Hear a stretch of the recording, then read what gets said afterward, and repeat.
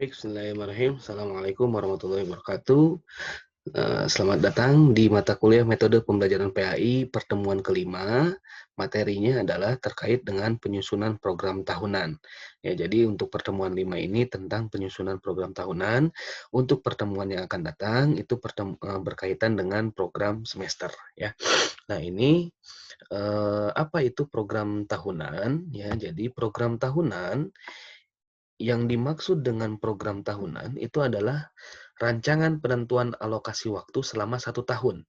Jadi nanti kalian kan akan mengajar selama 1 tahun akademik ya. Jadi guru itu harus bisa memprediksi seolah-olah kalian istilahnya merencanakan selama pembelajaran selama 1 tahun. Ya, jadi 1 tahun itu kalian rencanakan untuk mencapai apa? Kompetensi dasar yang ada di dalam kurikulum ya. Nanti akan saya share kurikulumnya. Nah, jadi ketika menentukan alokasi waktu selama 1 tahun itu harus mempertimbangkan jumlah jam pelajaran ya, jumlah jam pelajaran untuk jam pelajaran PAI ya, secara struktur kurikulumnya ya, jumlah jam pelajaran PAI itu adalah 3 jam pelajaran per minggu ya. Sekali lagi 3 jam pelajaran per minggu. Dan 1 jam pelajarannya ya, itu berapa menit? Untuk SD, 1 jam pelajarannya itu 35 menit, SMP 40 menit, dan SMA itu adalah 45 menit. Ya. Nah, selain mempertimbangkan jumlah jam pelajaran dan struktur kurikulum, perlu juga untuk memperhatikan tingkat kedalaman materi yang harus dikuasai. Ya. Jadi kompetensi dasar yang ada, yang telah disiapkan oleh pemerintah, yang telah ditentukan pemerintah, itu kedalaman materinya perlu kita pertimbangkan juga dalam mempertimbangkan terkait dengan penyusunan alokasi waktu selama 1 tahun pelajaran itu, ya. Ya, itu. Nah, ini program semester nanti minggu depan akan dibahas. Kalau program semester itu rencana kegiatan belajar mengajar, ya, itu dalam jangka waktu 1 semester dan memperhatikan program tahunan dan alokasi waktu setiap minggunya ya. Nah, kemudian apa yang perlu kita perhatikan dalam perencanaan membuat program tahunan dan program semester? Tentu yang pertama adalah perlu mempersiapkan kalender akademik. Ya, nanti akan saya share kalender akademik yang sudah dikeluarkan oleh Dinas Pendidikan di Provinsi Jawa Barat. Ya, kemudian yang kedua adalah struktur kurikulumnya untuk PAI. Ya, struktur kurikulum PAI itu adalah 3 jam pelajaran. Kemudian kompetensi dasar, nanti saya juga akan share kompetensi dasar yang memang sudah disiapkan oleh pemerintah ya. Dan silabus nanti akan ada penjelasan lebih rincinya. Nah, dalam menyusun program tahunan dan program semester, itu yang perlu kalian lakukan ini alurnya. Ya, alurnya itu yang pertama adalah perlu menentukan rencana pekan efektif per semester. Nanti distribusi alokasi waktu efektif per semester itu akan saya terangkan bagaimana caranya. Kemudian setelah ditentukan rencana pekan efektif itu, maka turunkan ke dalam program tahunan. Setelah program tahunan selesai, diturunkan ke dalam program semester ini untuk minggu yang akan datang. Ya. Nah, langkah penyusunannya bagaimana? Jadi dalam penyusunan program tahunan dan program semester, itu kalian harus mengkaji kalender pendidikan. Tiap satuan pendidikan yang tadi sudah saya ungkapkan yang dikeluarkan oleh Dinas Pendidikan di Provinsi Jawa Barat, itu saya akan share nanti ya. Nah, ini muatannya yang ada di kalender pendidikan itu ada hari libur, kemudian jadwal UTS dan lain sebagainya. Kemudian yang kedua, mengkaji struktur kurikulum untuk menentukan jumlah jam mata pelajaran per minggu. Sekali lagi, jumlah jam mata pelajaran per minggu untuk PAI ya. PAI di SD, di SMP dan di SMA itu adalah 3 jam pelajaran per minggunya. Kalau di MTS, di MI, MTS, dan MA itu adalah 2 jam pelajaran karena PAI-nya dibagi-bagi. Ada Al-Quran Hadis, ada fikih, ada akidah akhlak, ada sejarah kebudayaan Islam, sejarah peradaban Islam, itu dibagi-bagi. Kalau di sekolah-sekolah umum ya yang di bawah Kemendikbud itu adalah 3 jam pelajaran ya. Itu. Yang ketiga adalah mempelajari kompetensi dasar untuk memperkirakan jumlah jam pelajaran, kemudian menghitung pekan efektif per tahun dan per semester, menghitung jam efektif KBM per semester, menentukan alokasi waktu per kompetensi dasar berdasarkan kedalaman dan keluasan materi. Dilihatnya dari apa kedalaman dan keluasan materi? Dilihat dari eee, dilihatnya dari terkait kedalaman dan keluasan materi adalah dilihat dari, seberapa, KD yang telah disiapkan oleh pemerintah itu, seberapa dalam materi yang akan diberikan kepada siswanya ya. Nanti diperhatikan juga melihatnya di buku, paket ya, buku mata pelajaran yang ada di sekolah itu. Kemudian mengisi alokasi waktu dan KD, memetakan penyebaran alokasi waktu per KD. Nah, ini adalah formatnya, nanti akan saya share juga format minggu efektif. Sekarang kita latihan bagaimana cara mengisi, ya, mengisi minggu efektif ini. Bagaimana caranya, saya akan share, ya, latihannya terkait dengan bagaimana cara mengisi minggu efektif. Ini formatnya sudah saya sediakan.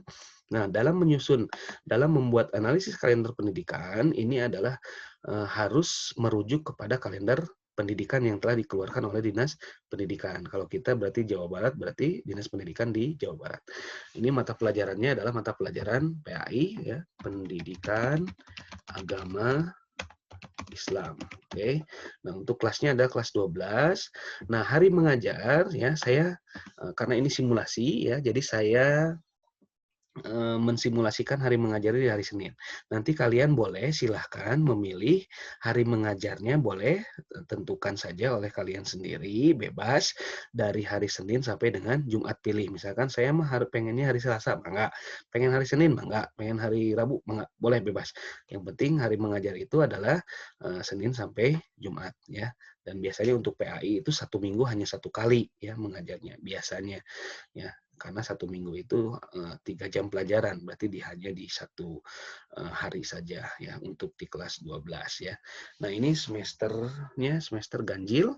Nah, jumlah alokasi waktu berapa minggu nanti diisi setelah ketahui ini yang ada di tabel. Oke. Nah, kita latihan ya. Di bulan Juli ya, karena Juli ini sebagai awal bulan untuk tahun ajaran baru di semester ganjil. Jadi bulan Juli, ganjil itu mulainya di bulan Juli dan berakhir di bulan Desember. Ya, itu pasti. Nah, kita lihat berapa jumlah minggu untuk di bulan Juli ya. Kita lihat kalender pendidikan ya.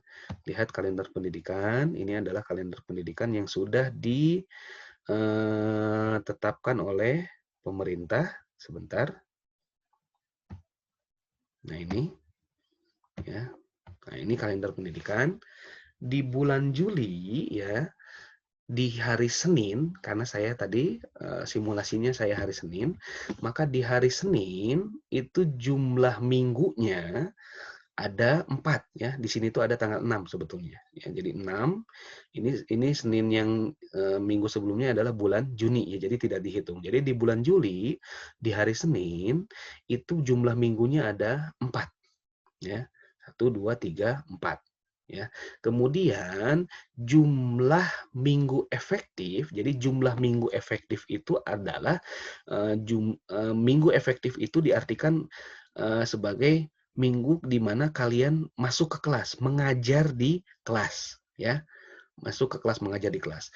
Nah, untuk di minggu pertama di bulan Juli di hari Senin di tanggal 13 itu kan tidak mungkin ya kan? Tidak mungkin untuk masuk ke kelas mengajar langsung karena di hari Senin di tanggal 13 ini di sini ada keterangannya ya, di tanggal 13 Juli. Nah, ini adalah hari pertama masuk sekolah.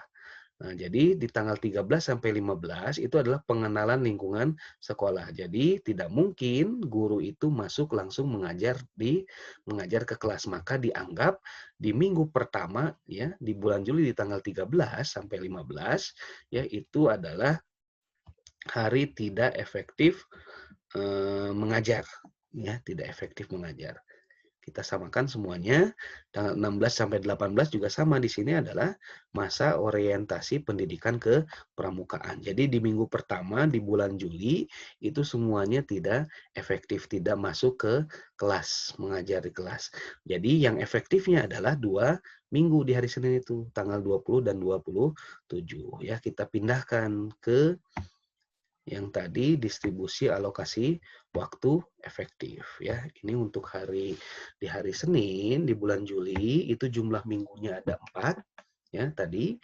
Minggu efektifnya hanya 2 Ya, di sini dikasih keterangan 13 Juli di hari Senin itu tidak masuk dikarenakan hari pertama masuk sekolah. Ya. Kemudian bulan Agustus, kita lihat di bulan Agustus di kalender pendidikan di bulan Agustus ya. Kita lihat Kaldik bulan Agustus ya. Di hari Senin, saya simulasinya hari Senin. Kalian nanti Selasa silahkan simulasi di hari Selasa. Jumlah minggu itu ada 1, 2, 3, 4, 5. Ada 5 minggu. Tapi jumlah minggu efektifnya itu hanya 4 ya. 1, 2, 3, 4. Karena tanggal 17 Agustus ini libur ya. Kenapa libur? Karena di sini ada keterangannya. Keterangannya 17 Agustus, libur hari proklamasi kemerdekaan RI. Jadi minggu efektifnya mengajar ke kelasnya itu hanya 4 minggu. 1, 2, 3, 4. Jadi di sini dituliskan tadi di distribusi alokasi waktunya ya, ada bulan Agustus itu 5 minggu. Sementara jumlah minggu efektifnya hanya 4 karena 17 Agustus itu adalah hari proklamasi kemerdekaan. Ya. Kemudian selanjutnya bulan September, dilihat lagi di kalender pendidikannya di bulan September itu minggu efektifnya ada berapa? Di hari Senin 1, 2, 3, 4 ya. Jumlah minggunya ada 4. Oh, ternyata di tanggal 21 ada apa nih? Jadi kalau ketika lihat di Kaldik itu ada warna-warna seperti ini, kalian perlu lihat. Oh, di tanggal 21 ya sampai 26 itu adalah penilaian tengah di tanggal 21 sampai 26 perakiraan jeda tengah semester. Jadi sebetulnya jeda tengah semester ini tidak pernah ya dijadikan libur ya. Jadi tetap saja masuk ya. Tapi di tanggal 14 sampai 19 September itu adalah penilaian tengah semester. Maka penilaian tengah semester itu di tanggal 14 sampai 19 ya, itu dianggap sebagai minggu tidak efektif ya karena kalian tidak masuk ke kelas, tidak mengajar di kelas kan di tanggal 14 sampai 19 ini. Karena di tanggal 14 sampai 19 itu adalah UTS di sini ya kan. Perakiraan penilaian tengah semester. Kalau jeda tengah semester yang jeda-jeda itu anggap saja tidak ya. Anggap saja masuk ke kelas ya. Jadi penilaian tengah semester 14 sampai 19. Jadi jumlah minggunya September itu ada 4, sementara jumlah mengajar efektifnya itu hanya 3. Tanggal 7, 21, dan 28. Kenapa 14 tidak? Karena 14 itu adalah UTS. UTS kan nggak ngajar, tapi siswanya ujian. Ya, kita hanya mengawas saja. Jadi masukkan saja ke sini jumlah minggu untuk distribusi alokasi waktu untuk bulan September. Jumlah minggunya ada 4, sementara jumlah minggu efektifnya 3. Kenapa 3? Tanggal 14 September itu adalah penilaian tengah semester ya. Terus berikutnya sampai akhirnya diperoleh kesimpulan ya. Nanti kalian Oktober, November dilihat seperti itu lagi ya. Nah, kemudian dijumlahkan semuanya berapa. Ini misalkan diasumsikan ada 16 minggu misalkan ya. Nah, 16 minggu atau misalkan diasumsikannya 15 minggu misalkan ya. 15 minggu atau ya 15 minggu. Maka di sini tulis jumlah alokasi waktu efektif adalah 15 minggu. Jam pelajaran efektifnya berapa jam? Ingat, untuk PAI ya, itu adalah 3 jam pelajaran per minggu. Berarti 15 dikali 3. Kenapa dikali 3? Karena satu minggunya adalah 3 jam pelajaran. Berarti 15 dikali 3 jam pelajaran sama dengan 45 jam pelajaran. Ya, jadi semester ganjil untuk PAI di hari Senin itu adalah 45 jam pelajaran ya. Kemudian nanti digenap juga seperti itu terus ya. Jadi genap itu mulainya di bulan Januari, Februari, Maret, kemudian April, Mei, dan berakhir di bulan Juni ya. Seperti itu. Terus sama caranya tadi ya. Ini semester genap, nanti diisikan ke sini. Oke. Nah, seperti itu cara untuk penentuan kalender akademik. Ini sudah selesai.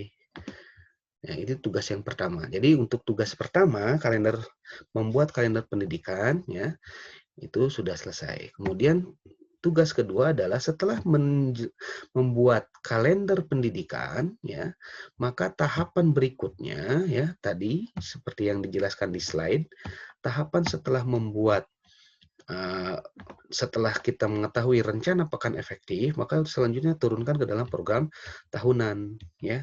Nah, ini formatnya saya share juga nanti ya. Nah, ini nanti program tahunannya dibuat di Excel ya. Nanti ini saja tinggal kopikan ya. Nah, ini program tahunan ya. Jadi langkah berikutnya setelah menentukan minggu efektif. Nah, program tahunan mata pelajarannya PAI, nama sekolahnya misalkan ya Seman 3 Bandung. Kemudian kelasnya kelas 12, tahun pelajaran 2020-2021 ya. Nah, untuk kompetensi inti cukup dengan menggunakan kode saja, tidak perlu dituliskan ya. Nah, kompetensi inti itu di kurikulum 2013 ada 4 kompetensi inti ya. Kompetensi inti 1 itu adalah kompetensi spiritual, kemudian kompetensi inti 2 adalah kompetensi sosial, kompetensi inti 3 itu adalah kompetensi kognitif, kompetensi inti 4 adalah KI 4 itu adalah keterampilan ya. Ini adalah kompetensi dasar ya.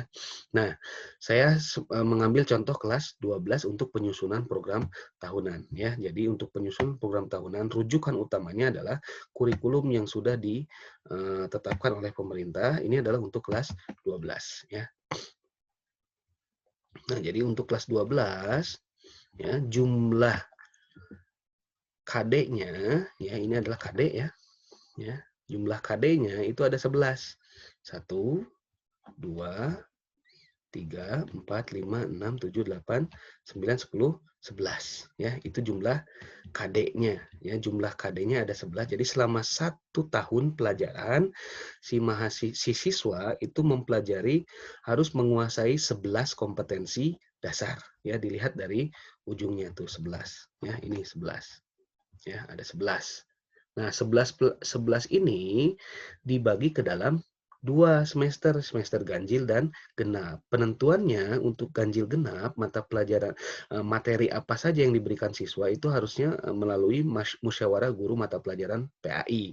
Tapi karena kita sedang simulasi latihan untuk membuat program tahunan, kita bagi 2 saja ya kan untuk semester ganjil ya di kelas 12 itu karena ada 11, semester ganjilnya 6, di semester genapnya 5. Begitupun di kelas 11 ya, ini jumlahnya ada 11 ya, ingat ujungnya ada 11 maka sama semester ganjilnya 6 KD sampai 3 titik ya, sampai titik 6 ujungnya.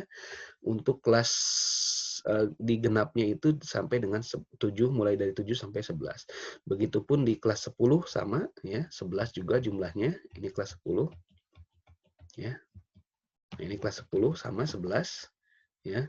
Maka semester ganjilnya 6, semester genapnya 5 ya. Seperti itu ya.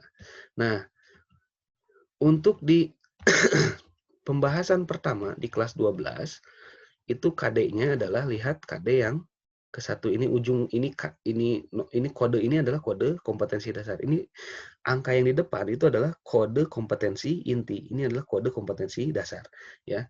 Jadi kompetensi dasarnya ada 1.1, 2.1 yang ujungnya 1, kemudian 3.1, 4.1.1, 4.1.2, 4.1.3 ya. Kita pindahkan ke Excel yang tadi ya.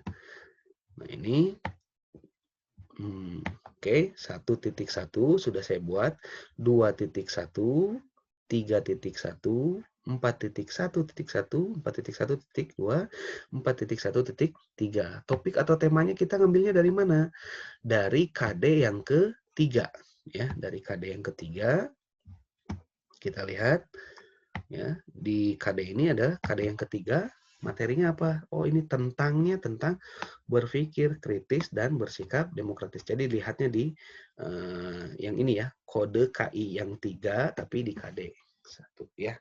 Berpikir kritis dan bersikap demokratis. Pindahkan ke Excel-nya. Dipindahkan ke Excel, maka materinya adalah terkait dengan yang ujungnya satu ini adalah berpikir kritis dan bersikap demokratis. Nah, berapa jam pelajaran alokasi waktu yang dibutuhkan siswa itu mampu menggali KD sebanyak ini? KD-nya banyak kan ya? Nah, ini kita asumsikan saja ya, karena materinya sangat banyak, sangat luas, maka ditentukan alokasi waktunya adalah 9 jam pelajaran. Ingat, 1 minggu itu adalah 3 jam pelajaran, maka 9 jam pelajaran berarti sama dengan 3 minggu ya. Sama 3 minggu ya. Nah, kemudian berikutnya yang kedua ya. Lihat yang ujung KD-nya adalah 2. Nomor 2, lihat ujung KD-nya 2. Ya, kita lihat di sini di kompetensi dasar yang sudah ditetapkan pemerintah. Nah, ini nomor 2 yang ujungnya 2 ya. Di kelas 12. Nah, ini ujungnya 2. 1.2, 2.2, kemudian 3.2, 4.2.1, 4.2.2, 4.2.3 ya. Nah, ini KD yang dibutuhkan adalah menganalisis dan mengevaluasi. Tentang apa? Kewajiban beribadah dan bersyukur kepada Allah. Kita pindahkan. Kita pindahkan ke Excel ya. Nomor tadi yang ujungnya 2 itu ada 12, 22, 32, 421, 422, 423. Materinya apa? Tentang tadi kewajiban beribadah dan bersyukur kepada Allah. Alokasi waktunya berapa? 9 jam pelajaran. Kenapa? Karena KD yang di ininya banyak ya, materinya banyak, materinya mendalam dan luas ya. Jadi di alokasi waktunya adalah 9 jam pelajaran ya. Kemudian berikutnya adalah untuk yang poin 3, nomor 3 berarti yang ujung KD-nya adalah 3, kita lihat ya. Yang ujung KD-nya 3 ya, di kurikulum itu ada kode nomor berapa aja ini ujungnya 3 ya, mulai dari 1.3 ya, 1.3, 2.3, kemudian 3.3, 4.3 ya. Nah, ini materinya adalah si siswa itu mampu menganalisis dan mengevaluasi makna iman kepada hari akhir. Ujungnya adalah mengajikan. Oke, jadi ini materinya adalah iman kepada hari akhir ya, atau makna iman kepada hari akhir. Kita pindahkan ke Excel format program tahunan. Berarti 1.3, 2.3, 3.3, 4.3. Apa temanya? Makna iman kepada hari akhir ya. Karena makna iman kepada hari akhir ini butuh penjelasan yang lebih detail ya. Jadi ini terkait kedalaman dan keluasan materi itu diserahkan kepada gurunya mau berapa jam pelajaran ya. Yang penting si jumlah jam pelajarannya itu dikalikan 3 saja. Jadi jangan biar nggak ini. Jadi 3 jam kah, 6 jam kah, 9 jam kah, atau 12 jam ya, tapi jarang yang 12 jam itu. Tapi maksimalnya biasanya itu 9 jam pelajaran, tapi enggak tergantung di sekolah ya. Ini 9 jam pelajaran. Kemudian makna kepada iman kodo dan kodar ya. Selanjutnya nomor 4 berarti lihat KD yang ujungnya angka 4. Terus seperti itu ya. Jadi makna iman kepada hari akhir misalkan ini mah materinya nggak terlalu mendalam, 6 jam pelajaran saja enggak ya. Terus semuanya ditentukan ya sampai dengan nomor 6. Untuk yang ganjil kan tadi sudah kesepakatan yang ganjil itu sampai dengan nomor 6 ya kan. Untuk yang genapnya berarti dimulai dengan yang ujungnya angka 7 ya, termasuk kelas kelas 10 dan kelas 11 ya. Seperti itu. Oke. Nah, kemudian kita jumlahkan ya.